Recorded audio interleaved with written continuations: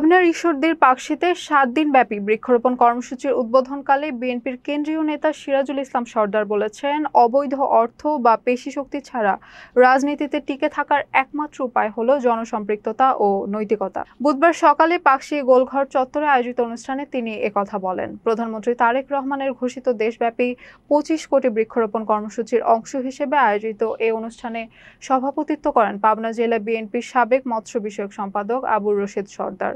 বক্তব্যে সিরাজুল ইসলাম সরদার বলেন, পরিচ্ছন্ন ভাবমূর্তি ধরে রেখে সাধারণ মানুষের সুখ দুঃখে পাশে থাকলে রাজনৈতিক স্বীকৃতি অর্জন সম্ভব। তিনি সৎ, ত্যাগী ও জনবান্ধব নেতৃত্ব গড়ে তোলার উপর গুরুত্বারোপ করেন।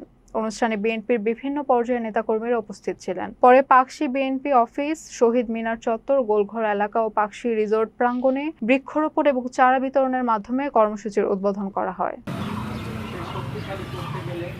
প্রোগ্রাম চলছে, যেটা দলীয় প্রোগ্রাম, যে ভাইয়ের পক্ষ হয়ে এই সাংবাদিক সম্মেলন আরো সিদ্ধান্ত নিতে পারবো এই আশাবাদ ব্যক্ত করে আমি আমরা সবাই একদমই কাজ করব।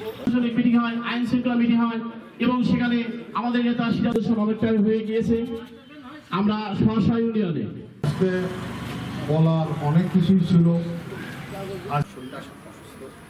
আমি বলে আমার কথা শেষ করছি। আসসালামু আলাইকুম।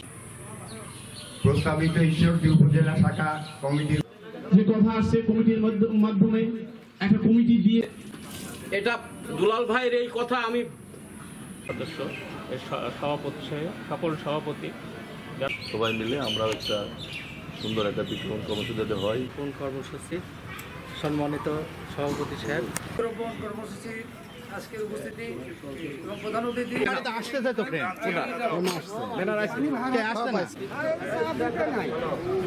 সামনে যাও। অক্সিজেনের ফ্যাক্টরি করব।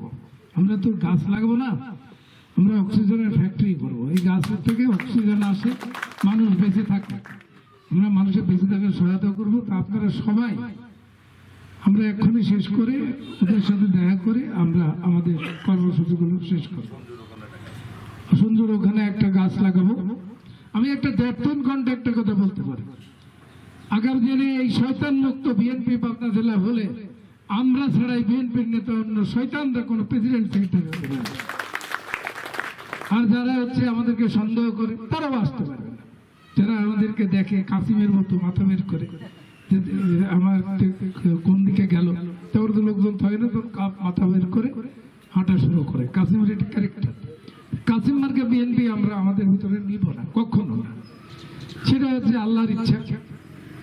যারা আমরা বিএনপি প্রতিষ্ঠা করেছি, আমাদের আন্তরিক প্রয়াস থাকলে নিশ্চয়ই আমরা আমাদের লক্ষ্যে পৌঁছাবো।